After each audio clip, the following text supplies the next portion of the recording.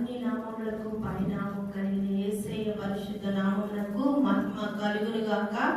మరి ఉదయకాల సమయము మే మాసము 7వ తారీఖున దేవుడు మనల్ని సజీవులుగా లెక్కించిన విధానం బట్టి దేవునికి మహిమ చెల్లిస్తున్నాను. హెవెన్లీ లైట్ మినిస్ట్రీస్ తరఫున గురువున్న మీ అందరికీ శుభాభివందనాలు తెలియజేస్తున్నాను. పాట పాడుకుంటూ దేవుని నామాన్ని మహిమ పరుద్దాం. చుంటే తేని కన్నా తీయనిది వెండి పసిడి కన్నా విన్నది పొంగి పొల్లుచున్నా ప్రేమనిది యేసుని నామము. సూర్యకాంతి కన్నా ప్రకాశమైనది పండు వెన్నెల కన్నా నిర్మలమైనది మంచు కొండల కన్నా చల్లనిది యేసుని నామము. యేసు అసాధ్యుడవు నీవు, మరణాన్ని జయించిన ధీరుడవు, సర్వాన్ని శాసించే యోధుడవు, నీకు సాటి లేరెవరు. రక్షక నీవే గర్వ బలము, దేవా మా దాగు స్థలము నీవే. నీవే నిజమైన దేవుడవు, ప్రాణమిల్లి మ్రొక్కెదము. చుంటే తేని కన్నా తీయనిది వెండి పసిడి కన్నా మిన్నది పొంగి పొల్లుచున్నా ప్రేమనిది యేసుని నామము. వివిధ కాల సమయంలో మరి వాగ్దాన వాక్యాన్ని మనము విందామని పాస్టర్ సల్మాన్ రాజు గారు సంఘ కాపరి వచ్చి వాక్యాన్ని మన మధ్య వివరిస్తారు. హల్లెలూయా, హల్లెలూయా. దేవుని నామము పరిశుద్ధపరచబడును గాక. మరి ఈ మే మాసము 7వ తారీఖున దేవుడు మనకు అనుగ్రహించిన వాక్యమును మనము ధ్యానించుకున్నాం. యోబు గ్రంథం 22వ అధ్యాయము 28వ వచనమును చదువుకుందాం. మరియు నీవు దేనినైనను యోచన చేయగా అది నీకు స్థిరపరచబడును, నీ మార్గం మీద వెలుగు ప్రకాశించను. ఆమేన్, హల్లెలూయా. ఈ మాట మనము ధ్యానించాలి అంటే ముందు 23వ వచనం కూడా మనము ధ్యానించాలి. సర్వశక్తుని వైపు నీవు తిరిగిన ఎడల, హల్లెలూయా, నీ గుడారములో నుండి దుర్మార్గమును దూరముగా తొలగించి ఎడల నీవు అభివృద్ధి పొందేదవు. అంటే 28వ వచనము నీ జీవితంలో జరగాలి అంటే, లేదా 24, 25, 26, 27, 28, 29 చివరి వచ్చిన వరకు నీ జీవితంలో జరగాలి అంటే నీవు 23వ వచనము నీ జీవితంలో నెరవేర్చేవాడిగా ఉండాలి. Hallelujah. There is no blessing without condition. చూడండి, ఆశీర్వాదం అనేది హెచ్చరిక లేకుండా ఆశీర్వాదం అనేది ఎక్కడా ఉండదు.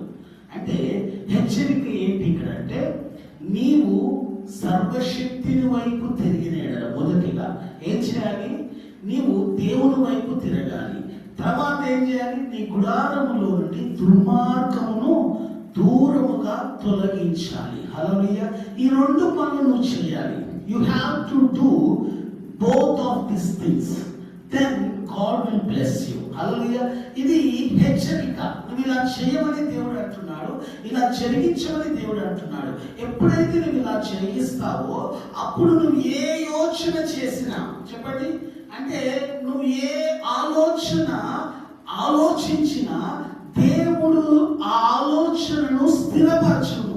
ఆమేన్. దానిని ఆయన నెరవేర్చును, ఎస్టాబ్లిష్ చేస్తానన్నాడు. స్థిరపరచడం అంటే అర్థమేంటి చెప్పండి?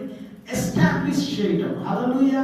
అంటే నీ ఆలోచన నెరవేర్చబడటానికి అది పునాదిగా, లేకపోతే అది ముందుగా ఒక పునాదిగా వేయబడి అటు తర్వాత అది నెరవేర్చబడటానికి నాందిగా మార్చబడుతుంది. హల్లెలూయా. ఆలోచన ఏం చేయబడాలి? ముందు అది స్థిరపరచబడాలి, అటు తర్వాత అది నెరవేర్చబడాలి. హల్లెలూయా. ఏమన్నాడు ఇక్కడ? నీవు దేనినైనా యోచన చేయగా. చెప్పండి, యోచన అంటే ఏంటి? అంటే ఒక ఆలోచనతో ఒక పనిని చెయ్యాలనుకోవటం, ఒక కార్యాన్ని ప్రారంభించాలనుకోవటం, ఒక మంచి ఉద్దేశాన్ని జరిగించాలనుకోవటం. అది ఏం చేస్తాడంట? దేవుడు స్థిరపరుస్తాడంట. రెండోది ఏమన్నాడు? నీవు వెళ్తున్న ప్రతి మార్గముల మీద నీకు ప్రకాశము కలుగు చేయబడును. ఆమేన్. ఏం చేయబడుతుంది? నీ మార్గముల మీద వెలుగు ప్రకాశించును. అంటే ఇప్పుడు చీకటిగా వెలిగిన ఆ చీకటిలో వెళ్ళే మార్గం ఏమవుతుంది? వెలుగుతో ప్రకాశించబడుతుంది. నువ్వు అంధకారంలో వెళ్ళినా అంధకారము కూడా నీకేమవుతుంది? వెలుగు ప్రకాశించబడి నువ్వు వెళ్తున్న ఆ మార్గము నీకు సరైన త్రోవను, సరైన దిక్సూచిని అది నీకు చూపించబోతూ ఉంది. ఆమేన్. అంటే అది జరగాలి అంటే నీవు నేను ఆయన వైపు తిరగాలి. మన జీవితంలో ఉన్న దుర్మార్గతను మనం తొలగించుకోవాలి. ఈ రెండు చేయకుండా నేను ఏ ఆలోచన చేసినా, ఏ తలంపు చేసినా, ఏ ఉద్దేశం కలిగి ఉన్నా దేవుడు దాన్ని స్థిరపరచాలి, దేవుడు దాన్ని జరిగించాలి అని అనుకున్నాం అనుకోండి, అది నెరవేర్చబడదు. నేను ఏ మార్గంలో వెళ్ళినా ఆ మార్గంలో నాకు వెలుగు ప్రకాశించాలి అనుకున్నాం అనుకోండి, అది ప్రకాశించబడదు.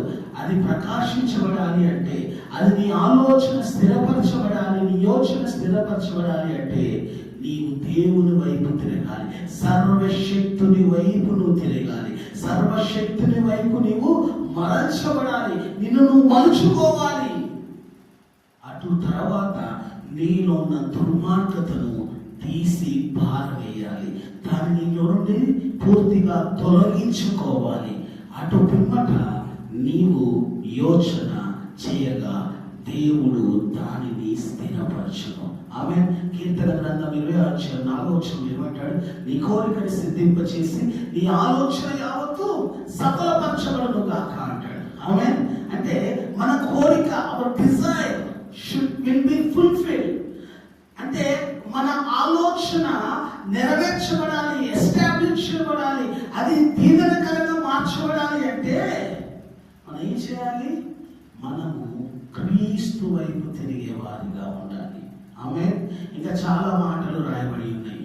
ఆ మాటలన్నీ మన జీవితంలో నెరవేర్చబడాలని ఈ ఉదయ కాలము నేను మీ కొరకు ప్రార్థన చేయబోతున్నాను.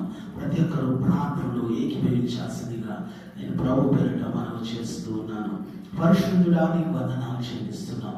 యోగు భక్తుడు ప్రార్థన చేస్తున్నట్టు, యోగు భక్తుడు మమ్మల్ని హెచ్చరిస్తున్నట్టు, యోగు భక్తుడు ప్రభా మాతో మాట్లాడుతున్నట్టు ఈ ఉదయ కాలము తండ్రి నీకు వందనాలు మేము నేర్చుకుంటూ ఉన్నాం అంటున్నాడు ప్రభా.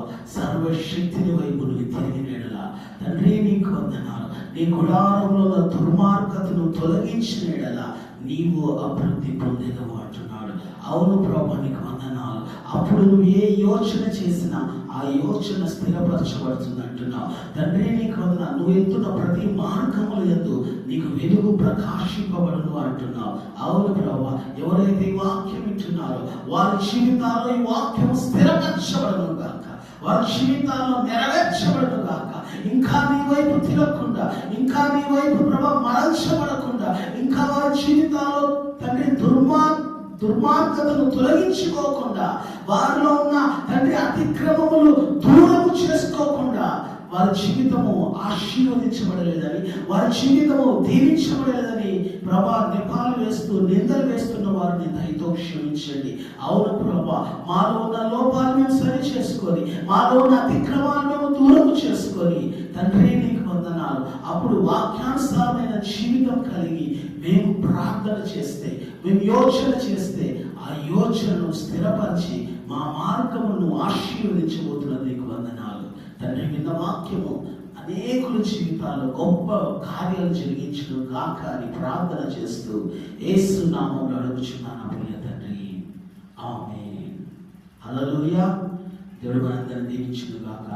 మరి heaven light ministries pastor Solomon Raju YouTube channel ప్రతి ఒక్కరు లైక్ చేయండి, సబ్స్క్రైబ్ చేయండి, అనేక మందికి షేర్ చేయండి. మేము ఉదయకాలం ప్రతిరోజు మీ కొరకు దేవుని చేత ప్రేరేపింపబడి ఆత్మ చేత బోధిస్తున్న ప్రతి వాక్యము మీరు విని వాక్యానుసారమైన జీవితం జీవించాలని మేము కోరుకుంటున్నాం. క్రీస్తు త్వరలో రాబోతుండగా ప్రతి ఒక్కరూ మేఘాల మీదకి ఎత్తబడాలని, ఆయన వచ్చినప్పుడు మనమందరము మహిమాశ్చర్యం ధరించి ఆయన ఎదుర్కోవాలని నేను కోరుకుంటూ ఈ మాటలని ముగిస్తూ ఉన్నాను. దేవుడు మనందరినీ దీవించును గాక.